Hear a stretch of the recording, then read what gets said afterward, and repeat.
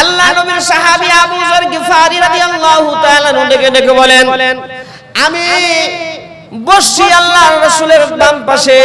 এমন সময় আবু বকর রাদিয়াল্লাহু তাআলা আনহু সালাম দেন। আর নবীজি জিজ্ঞেস করেন, কেন আসছো? কয়, আল্লাহ আর আল্লাহ রাসূলের মহব্বতে আসি। কিছুক্ষণ পরে দেখলাম হযরত ওমর রাদিয়াল্লাহু তাআলা আনহু আসতেছেন, উনিও সালাম দিলেন। আল্লাহ নবী জিজ্ঞেস করেন, এ ওমর কেন আসছো? ওমর জবাব দেয়, আল্লাহ ওয়া রাসূলুহু, আল্লাহ আর আল্লাহর রাসূলের ভালোবাসায় আসছে।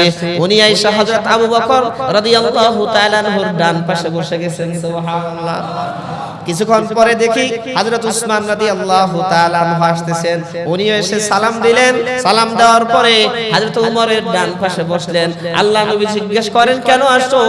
আল্লাহ ওয়া রাসূলুহু, আল্লাহ আর আল্লাহর রাসূলের ভালোবাসায় আসছি। আবার কিছুক্ষণ পরে দেখি হযরত আলীও আসতেছেন। চাইছিলাম যে একা একা কিছু শিখবো, এখন দেখি একে একে সবাই আসতেছে। হযরত আলী রাদিয়াল্লাহু তাআলা এসে সালাম দেন। সালাম দেওয়ার পরে উনিও ডান পাশে বসে গেলেন। আল্লাহ নবী বসা, আল্লাহ নবীর বাম পাশে আমি আবু যর গিফারি বসা, আল্লাহ রাসূলের ডান পাশে আবু বকর বসা, তার ডান পাশে হযরত ওমর বসা, তার ডান পাশে উসমান বসা, তার ডান পাশে হযরত আলী বসা।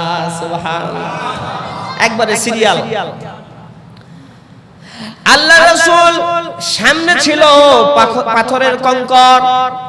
আল্লাহ নবী ৭টি কঙ্কর হাতে নিলেন। ৭টি কঙ্কর হাতে নেওয়ার পর যখন এইভাবে ধরলেন, হযরত আবু যর গিফারি বলেন, আমরা সবাই স্পষ্টভাবে পাথরের টুকরা থেকে আল্লাহ রাব্বুল আলামিনের জিকিরের আওয়াজ শুনতেছিলাম।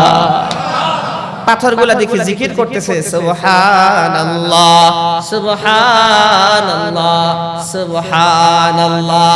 পাথরের টুকরাগুলো দেখি জিকির করতেছে।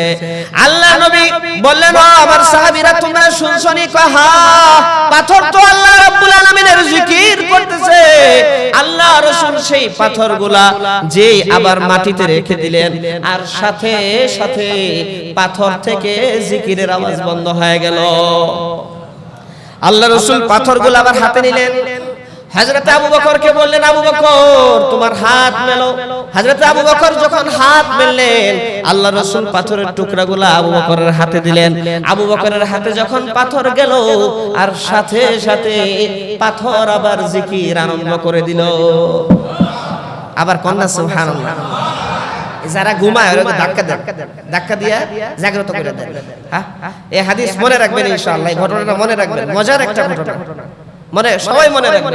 একে অপরের সাথে আবার শেয়ার করবেন যে কি যেন বললো, কি যেন বললো, যে হুজুর কি বললেন, যে আল্লাহ রাসূলের ডান পাশে আবু বকর বসা, তার ডান পাশে ওমর বসা, তার ডান পাশে উসমান বসা, তার ডান পাশে আলী বসা, সিরিয়াল, আর বাম পাশে আবু যর গিফারি বসা। আল্লাহ নবী হযরত আবু বকরকে বললেন, আবু বকর পাথর রাখো। পাথর নিচে রাখছেন, আর সাথে সাথে জিকির বন্ধ হয়ে গেছে।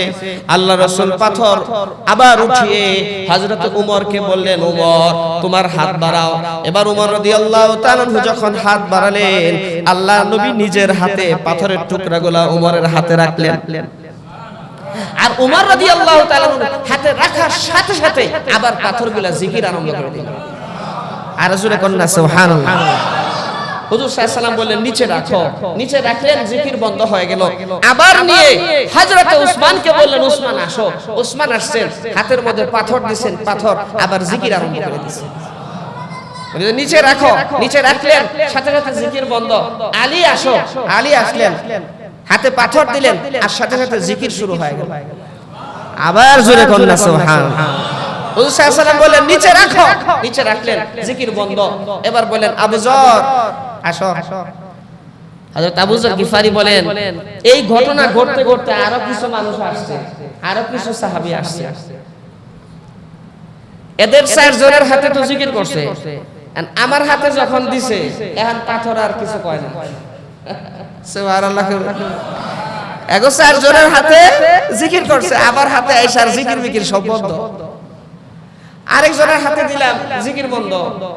আর কারো হাতে এটা বাজে, কাজ হয় না।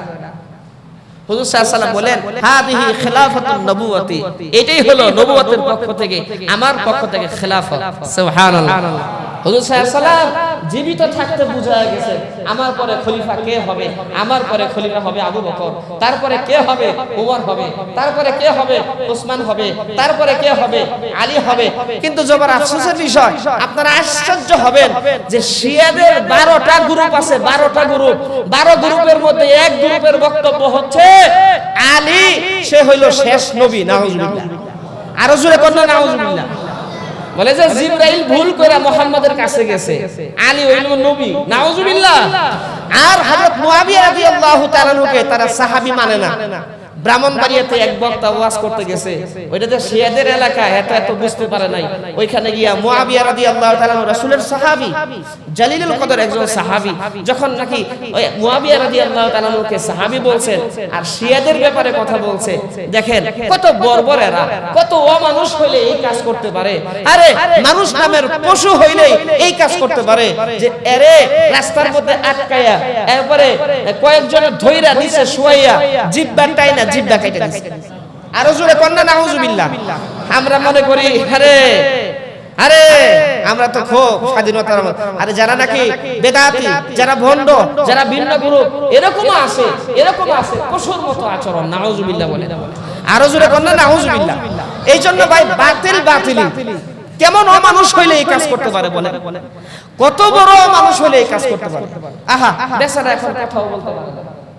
এই জন্য এই যে এই ঘটনাটা শুনাইলাম আপনাদেরকে যে সাহাবায়ে কেরামদের কি অভ্যাস ছিল, সাহাবায়ে কেরাম একে অপরের সাথে কেমন আচরণ ছিল।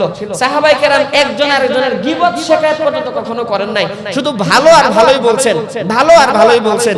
হুজুর সাল্লাল্লাহু আলাইহি ওয়াসাল্লাম যে সিরিয়াল মেইনটেইন করে দিয়েছেন, সাহাবায়ে কেরামদের মগজে এটা ছিল, যার কারণে প্রথম খলিফা আবু বকর রাদিয়াল্লাহু তাআলা আনহু, দ্বিতীয় খলিফা ওমর রাদিয়াল্লাহু তাআলা আনহু, তৃতীয় খলিফা উসমান রাদিয়াল্লাহু তাআলা আনহু, চতুর্থ খলিফা হযরত আলী রাদিয়াল্লাহু তাআলা। সুবহানাল্লাহ বলেন।